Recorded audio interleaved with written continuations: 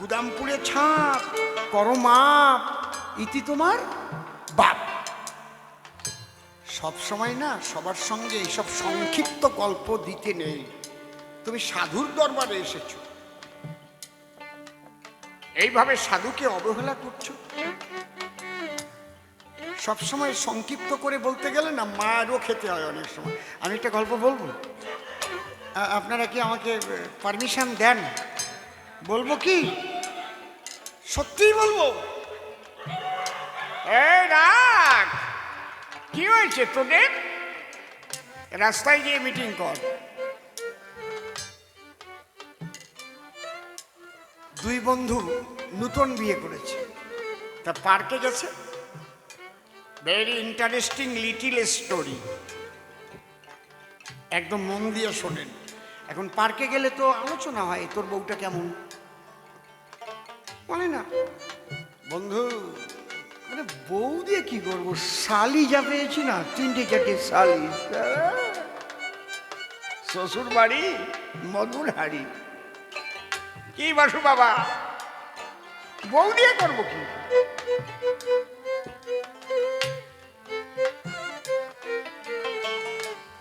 সত্যি আপনি উইঠে যান কেন? না না, এই রসের সময় আমি উঠতে দিব না, প্রস্তাব আইলেও এই বৈশা থাকেন।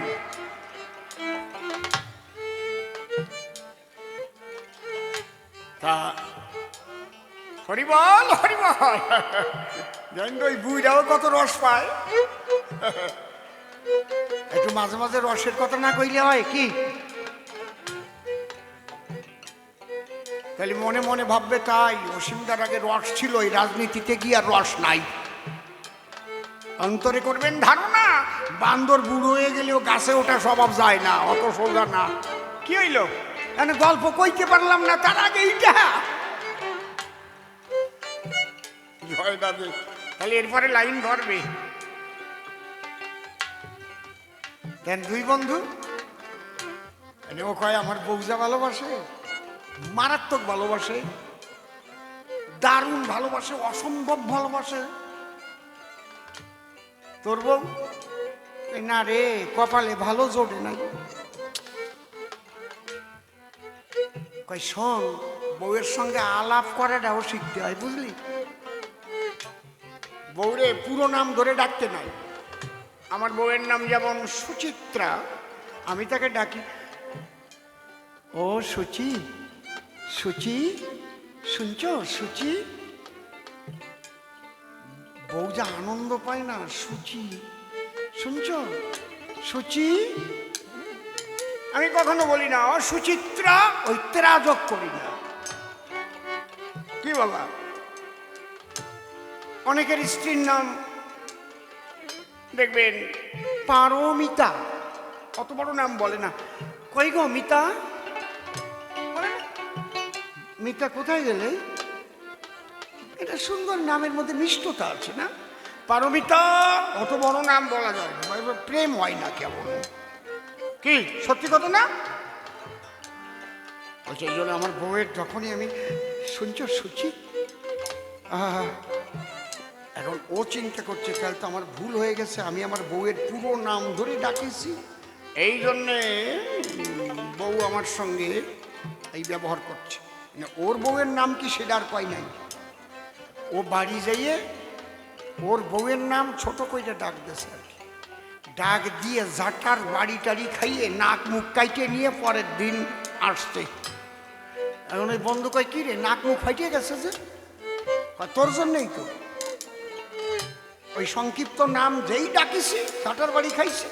কই কি নাম ধরে ডাকছিস? কই তোর বউয়ের নাম তো সুচিত্রা, তুই কইছিস সুচি। আমার বউয়ের নাম বিচিত্রা, আমি যেই কইছি ও বিচি, ও উনি জাটার বাড়ি খাইছি, আমি বিচি, আমি বিচি। বের করে দেবো তোর কিসি মিসি।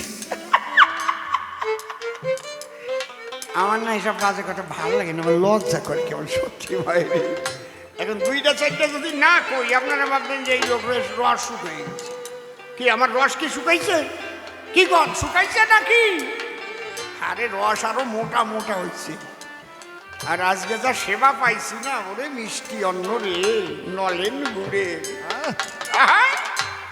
নলেন গুড়ের মিষ্টি অন্ন, নলেন গুড়ের মিষ্টি অপূর্ব দধি ভাণ্ড দিয়ে দেখেন দৃষ্টি,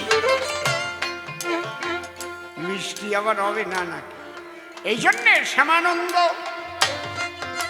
সম্বন্ধ বিচারে ওরে গল্প কহিতে হয়, কোন জায়গায় সংক্ষিপ্ত বললে ঝাঁটার বাড়িও গায়, ঠিক কিনা? কি গোসাই, কি আনন্দ পাইছেন তো নাকি? কথা কন না কেন, আনন্দ পাইছেন তো? ওই বুড়িও কয় হ্যাঁ আনন্দ পাইছি। বাহ বাহ বাহ। তাহলে সাধু সঙ্গ, বৈষ্ণব সঙ্গ, গুরু দীক্ষা এগুলোর দ্বারা কি হয়? নূতনের আমদানি হয়।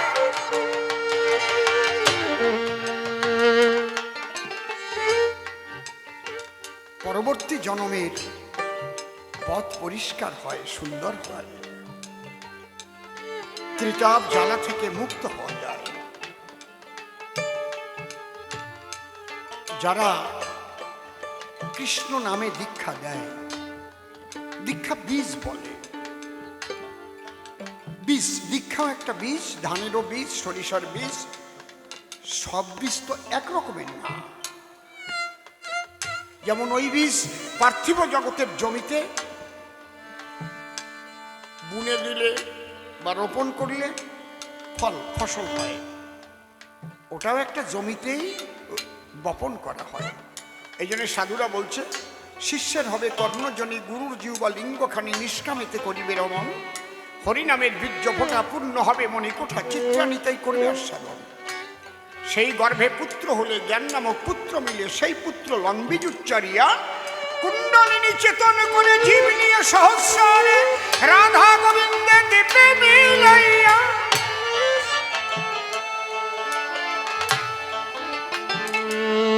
তাহলে সাধু সঙ্গের দ্বারায় প্রেম ফল ফলে। এই নাম, যে নাম, এই নাম করতে করতে প্রেম ফল ফলে, সেই প্রেম ফলের দ্বারাই ইষ্টকে পাওয়া যায়, বুঝলে? আর তুমি যে কথা বলছো শ্রীকৃষ্ণের চরিত্র ভালো না, সে বাঁশি বাজায়, পরের স্ত্রী হরণ করে বনে নিয়ে যায়। পরের স্ত্রী হরণ করা যায় না ওভাবে, তুমি জানো না তাই বলেছ। ওরা কত যুগের মুনি ঋষি ছিল, দেখো ভাগবত খানা পড়ে নিবেদন করেছিল বিশ্বপিতার ধারে, প্রভু আমরা তোমার লীলারস আস্বাদন করতে চাই, উপরে কেউ আসবেন না এইভাবে রাখুন, কারণ এইভাবে উপরে আসা দিলে অসুবিধা হবে। বসুন, তোমার সঙ্গে আমরা লীলারস আস্বাদন করতে চাই। সমস্ত রসের মধ্যে কোন রস শ্রেষ্ঠ? শৃঙ্গার রস শ্রেষ্ঠ। যদি ওই রস ধারণ করে রাখতে পারে কেউ, কিন্তু রস ধ্বংস হলে তখন আর শ্রেষ্ঠত্ব থাকে না, নিকৃষ্ট হয়ে যায়। সকলে নিজেই বুঝতে পারে যে শারীরিক পরিস্থিতি কোথায় গিয়ে দাঁড়ায়।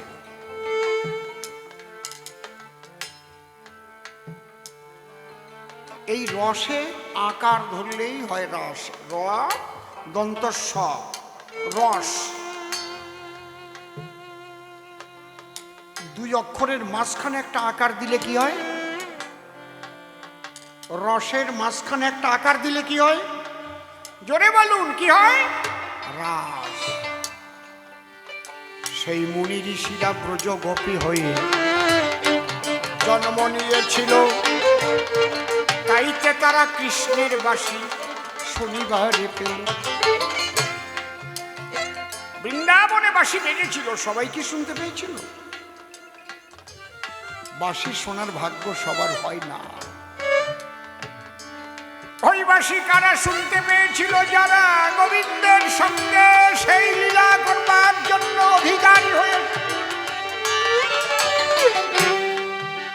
বাঁশি বাজে রে, এখনো সেই বৃন্দাবনে বাঁশি বাজে রে, এখনো সেই বৃন্দাবনে বাঁশি বাজে রে, এখনো সেই বৃন্দাবনে বাঁশি বাজে রে।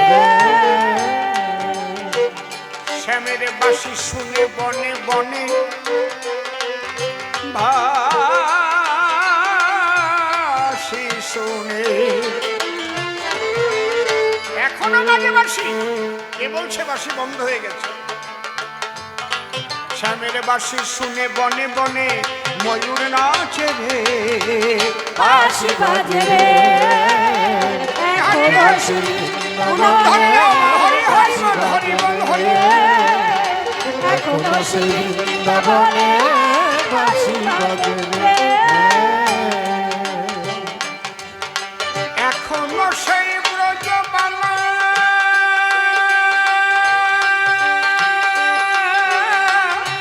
বাঁশি শুনে হয় উতলা, এখনো সেই ব্রজ বাঁশি শুনে হয় উতলা, তারা গাথে বন ফুলমালা, গাথে বন ফুলমালা বন মাঝে রে, বাঁশি বাজে রে, এখনো সেই বৃন্দাবনে বাঁশি বাজে রে, এখনো সেই বৃন্দাবনে বাঁশি বাজে রে।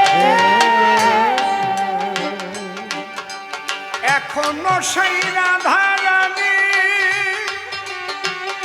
প্রেম মহিলা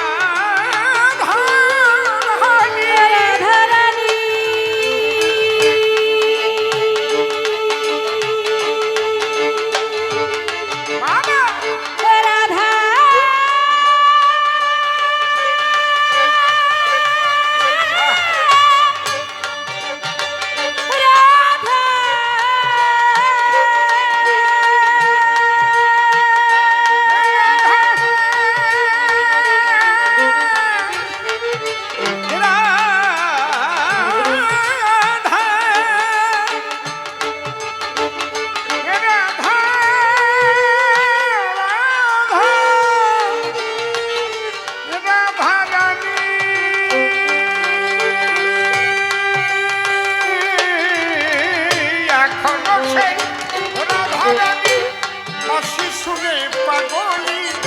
এখনো সেই রাধারানী বাঁশি শুনে পাগলিনী, অষ্ট সখী শিরোমণি, অষ্ট সখী শিরোমণি নব সাজে রে, বাঁশি বাজে রে, এখনো সেই বৃন্দাবনে বাঁশি বাজে রে, এখনো সেই বৃন্দাবনে বাঁশি বাজে রে।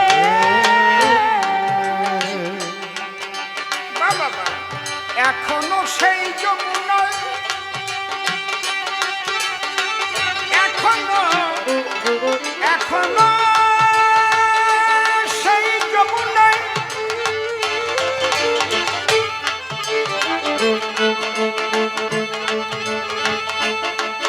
এখনো এখনো এখনো এখনো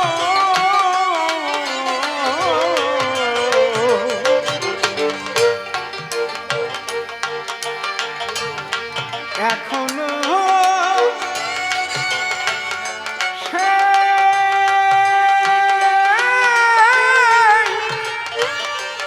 সেই যমুনায় জল ভরিতে যায় ললনায়, এখনো সেই যমুনায় জল ভরিতে যায় ললনায়, ওই যে কদম তলায় সেই ছলনায়, কদম তলা সেই ছলনায় কৃষ্ণ আছে রে, বাঁশি বাজে রে, এখনো সেই বৃন্দাবনে বাঁশি বাজে রে, এখনো সেই বৃন্দাবনে বাঁশি বাজে রে। এখনো সেই গাভীগুলি গোচারণে ছড়ায় ধুলি, এখনো সেই গাভীগুলি গোচারণে ছড়ায় ধুলি, আছে সকাল সখা সনে কোলাকুলি সখা সনে সখা সনে সখা সনে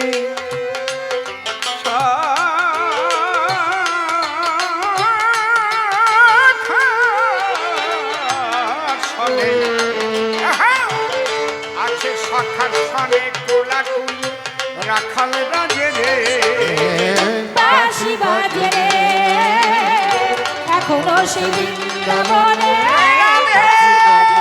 হরি হরি বল। এখনো সেই বৃন্দাবনে বাঁশি বাজে রে। আশা ছিল মনে মনে যাব মধুর বৃন্দাবনে আশা ছিল মনে মনে যাব মধুর বৃন্দাবনে।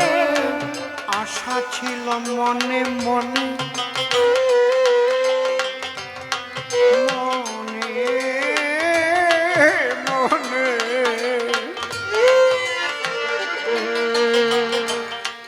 বড় আশা ছিল মনে মনে মনে আশা ছিল মনে মনে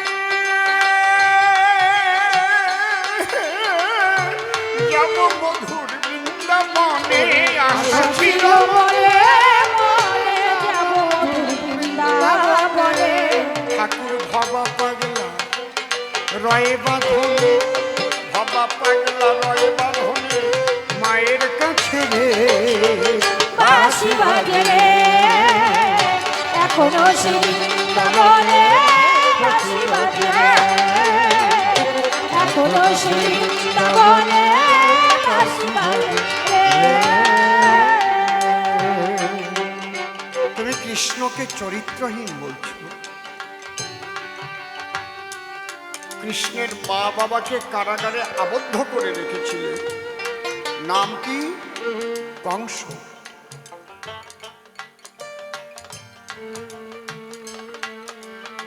কেন?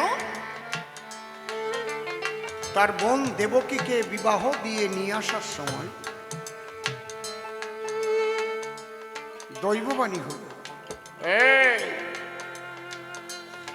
তুই যাকে এত সুন্দর করে বিবাহ দিয়ে নিয়ে এসেছিস ওদের মাধ্যমে যে জন্মগ্রহণ করবে সেই হবে তোর মৃত্যুর কারণ। কি? তার অষ্টম গর্ভের সন্তান। বলে এই দুইটা জাতের সন্তান জন্ম দিতে না পারে তাই করাইব না, সন্তান মেরে ফেলবো, তাহলে তোর কোনো ভয় থাকবে না। যেটা জন্ম নেয় সেইটারে আশ্রয় মারে। সপ্তম গর্ভ আকর্ষিত হয়ে রোহিণীর গর্ভে যায়, এই জন্য শঙ্কর্ষণ বলরাম নাম হয়। অষ্টম গর্ভে খুব লক্ষ্য যে এই অষ্টম গর্ভে মা বাবাকে দুই কারাগারে রেখে দিল, দুটো সেলের মধ্যে এখনো আছে। মথুরায় গিয়ে দেখবেন। তবে খুবই দুঃখের বিষয়, সেই কারাগারের যে বিল্ডিংটা বড় সে পুরানো, তার অর্ধেক মসজিদ করে নিয়েছে। একই বিল্ডিংয়ের ছাদ একই, অর্ধেক মসজিদ গিয়ে দেখে আসবেন আপনারা। আর ওই অর্ধেক কোনো মতে একটু যেটুকু কারাগার ওই রুমটা আছে ওখানে ঢুকে দেখে এসেছি। আমি জানি না এগুলো করার দরকার হয় কি না। পৃথিবীতে জায়গা তো আর কম নেই।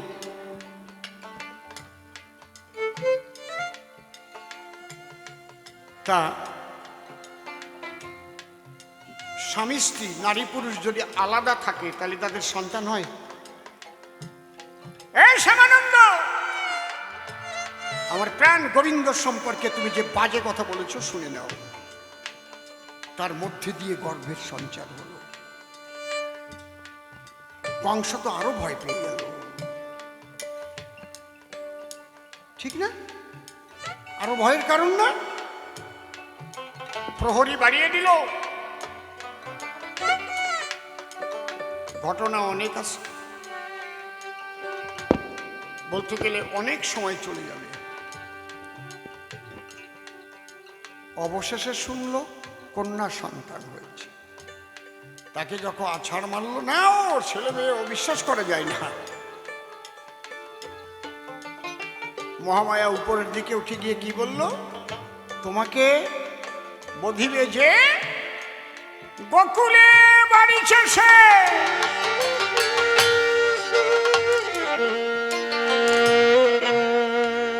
মাঝখানের একটু ঘটনা বাদ দিলাম, দেখিও প্রশ্ন করে নাকি। সেই বাচ্চা কৃষ্ণ, তাকে মারবার জন্য কংস পুতনাকে পাঠালো স্তনে দুধ মেখে, মানে অর্ডার দিয়ে দিল, দেখো সদ্যজাত শিশু যেখানে যে আছে সব মারো।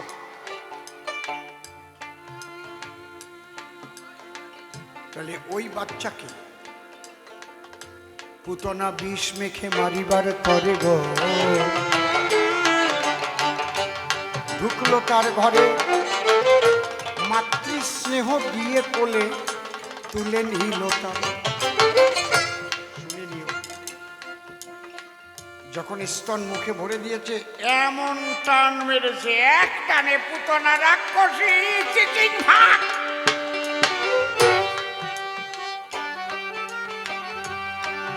এই সন্তানকে বলছো তুমি চরিত্রহীন, অগাসুরবৎ বকাসুরবৎ তৃণাবর্তাসুরবৎ কালীয় নাগ দমন। কতটুক বয়স এগুলো?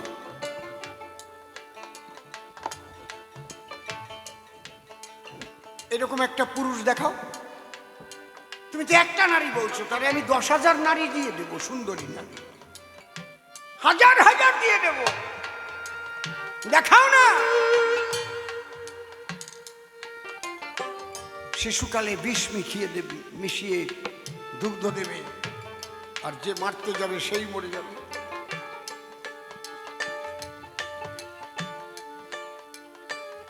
তুমি কৃষ্ণ নামে কলঙ্ক দিতে চাইছো? তুমি কি দেখোনি শ্যামানন্দ? তুমি কোন কোন দেশ ঘুরেছ আমাকে বলো। আমেরিকায় কৃষ্ণ ভক্ত, ব্রিটেনে কৃষ্ণ ভক্ত, জাপানে কৃষ্ণ ভক্ত, হল্যান্ড, পোল্যান্ড, নেদারল্যান্ড, কোথায় নাই কৃষ্ণ ভক্ত? ইতালি যাও, কটা দেশ দেখেছ? পৃথিবীর 128টা দেশে শ্রীকৃষ্ণ রাধাকৃষ্ণ মন্দির স্থাপিত হয়েছে। আমি নিজে অসীম সরকার দুবাই শারজাতে কবি গান গাইতে গিয়েছিলাম, সেখানে গিয়েও দেখেছি রাধাকৃষ্ণ মন্দির। কত মুসলমানরাও কৃষ্ণ নাম করে, দেখেননি আপনারা ফেসবুকে? আর তুমি সেই কৃষ্ণকে চরিত্রহীন বলছো। লীলারস আস্বাদিতে পারিষদ বর্গ নিয়ে এলো, তাদের নিয়ে সর্বশ্রেষ্ঠ লীলারস করেছি। খবরদার করি মানা, তুমি না জানিয়া তত্ত্ব বাজে কথা কহিবে না, হইয়া উন্মত্ত। উন্মত্ত মানে পাগল। আগে শ্রীকৃষ্ণকে বোঝো। কৃষ্ণ নাম রাখিল গর্গ, ধ্যানেতে জানিয়া অনন্ত রাখিল নাম অন্ত না পাইয়া। শ্রীকৃষ্ণ পুরুষোত্তম। এই পৃথিবী সৃষ্টি হওয়ার পরে আগে যত পুরুষ জন্ম নিয়েছে, সমস্ত পুরুষের চেয়ে তিনি উত্তম, পুরুষোত্তম। ত্রিশক্তিতে খেলা করেছে, একটা প্রেম ঘন, একটা জ্ঞান ঘন, আর একটা কর্ম ঘন। ত্রিশক্তি একাধারে কৃষ্ণ খেলা করে। যদি প্রশ্ন করে ভেঙে বলবো পুনরায় আসরে। বৈজ্ঞানিকদের আমি প্রণাম জানাই। বৈজ্ঞানিকরাও বড় বড় সাধক, তবে তারা সাধনা করে কি নিয়ে? বস্তু নিয়ে, বস্তুবাদী। কিন্তু বস্তুটা সৃষ্টি হয়েছে কোথা থেকে? বাতাসকে রিসার্চ করে দেখলো বাতাসের মধ্যে এই উপাদান আছে। জলকে রিসার্চ করে দেখলো জলের মধ্যে এই উপাদান আছে, তাই তো নাকি? হাইড্রোজেন, অক্সিজেন, ওইগুলো সৃষ্টি করেছে কোন বৈজ্ঞানিক? রক্ত রিসার্চ করে দেখলো রক্তের মধ্যে এই উপাদান আছে,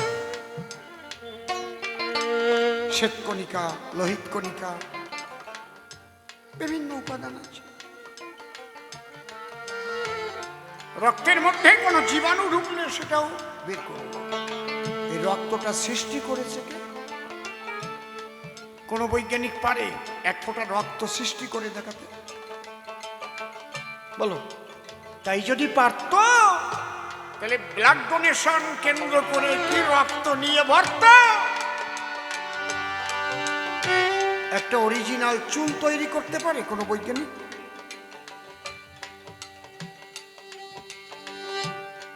অরিজিনাল ঈশ্বরের সৃষ্টি যাহা যাহা দুনিয়ায়, তা সৃষ্টি করার ক্ষমতা নাই কারো গায়। করুক তো, কেউ পারবে না। তাহলে তারা সৃষ্টিকর্তার সৃষ্টি নিয়ে রিসার্চ করে, আর সাধু গুরু বৈষ্ণব সেই সৃষ্টিকর্তাকে জানবার জন্য যোগ ধ্যান করে, হরিনাম করে। আর সেই শক্তি সবার ভিতরে বিরাজ করে, তাকে জানতে পারে প্রথম। তাকেই বলে আত্মদর্শন। নিজেকে দেখা, নো দাই সেলফ, নিজেকে জানো।